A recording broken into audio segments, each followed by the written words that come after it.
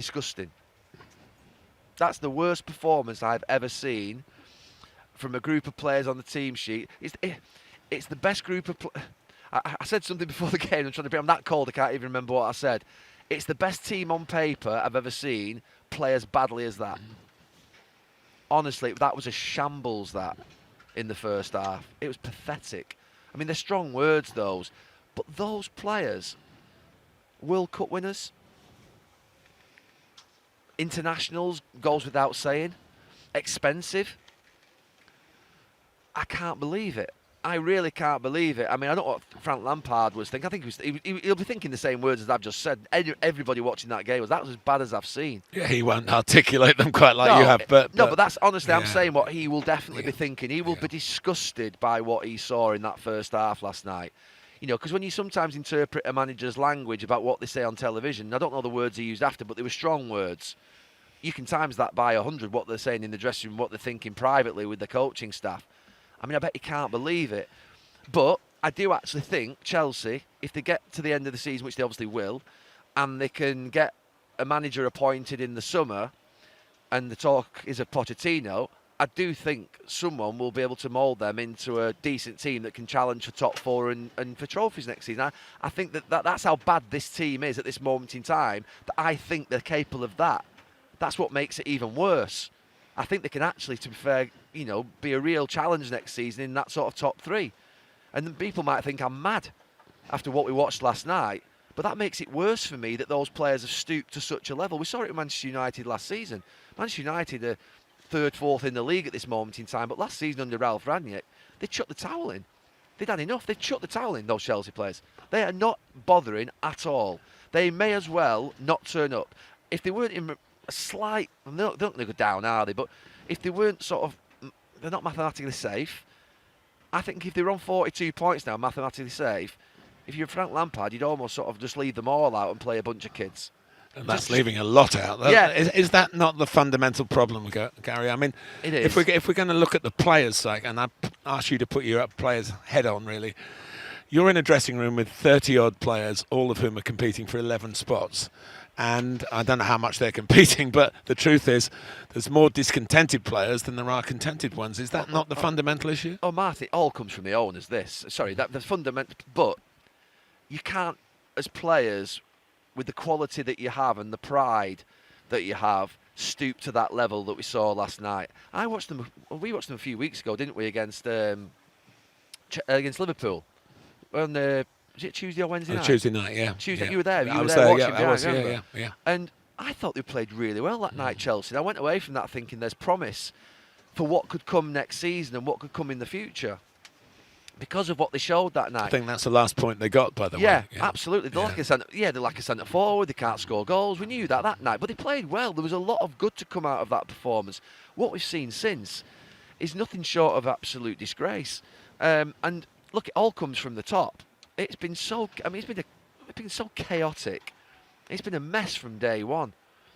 Too much meddling from the start? I mean, is that one way of describing it? I've said it up publicly. I said it very early. Bowley's had a nightmare. He's completely misread this league. And he'll learn very quickly, I'm sure, just to sort of, if you like, stay in his lane. Because what's happened this season purely is down to him. He's come in and he needed somehow to try and keep the footballing department together.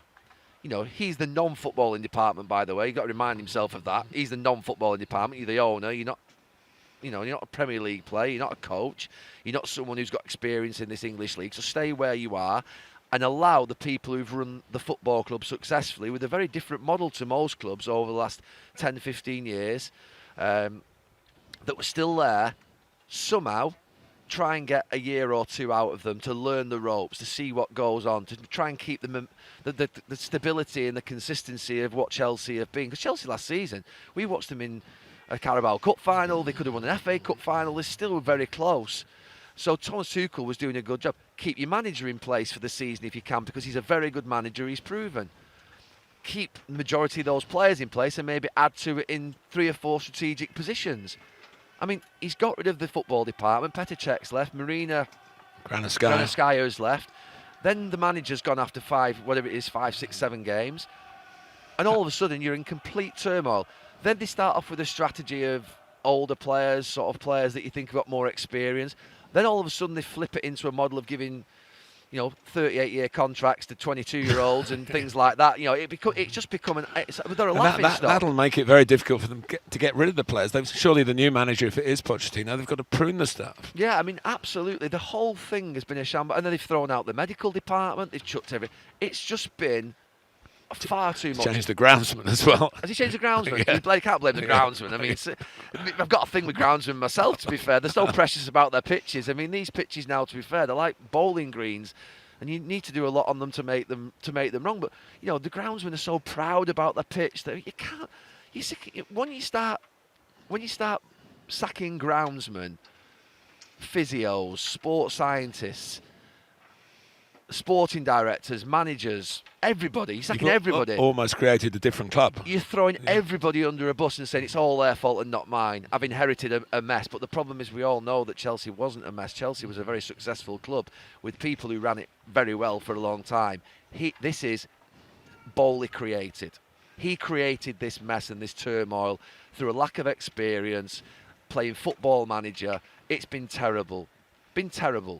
However, those players that crossed that white line last night for Chelsea are an excellent group of players. People might not agree with me, but I looked at that team sheet and it's the worst performance I've ever seen from that talented a group of players. I've never seen a performance that bad. You look at that front three and it was Aubameyang, Sterling and who was on the right wing? Madueke, was it? Midfield, Kante, Fernandes and Kovacic. So much experience, talented back four. And it was an absolute shocker. I was laughing at one point. I actually said, honestly, I'm playing in Soccer Aid in a few weeks, and there's one point in the game where they were all giving it away and falling over it, and it was like pinball. And I was thinking, this is embarrassing.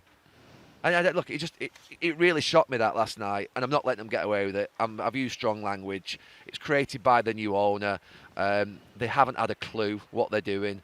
Thought that from day one. It's been proven over the season, but the right managerial appointment. It's still not announced, is it? So, but the right managerial appointment, that talented group of players, refine the squad and get it down to a sensible level, bring in one or two more signings that probably they need, like a centre forward, maybe a goalkeeper or whatever it is that they need, a centre half, whatever. And I think they'll actually have a decent season next year. That sounds really crazy saying it, but I don't think it's ever as bad as you think. And it's never as good as you think unless you're actually at Manchester City under Pep Guardiola. But I think that ultimately it's been a shocker, but I think it can be resurrected quite quickly with the appointment of a very good, strong manager who can control that group of players and stop the meddling from the ownership and just create some stability in the backroom team and the back of the playing staff.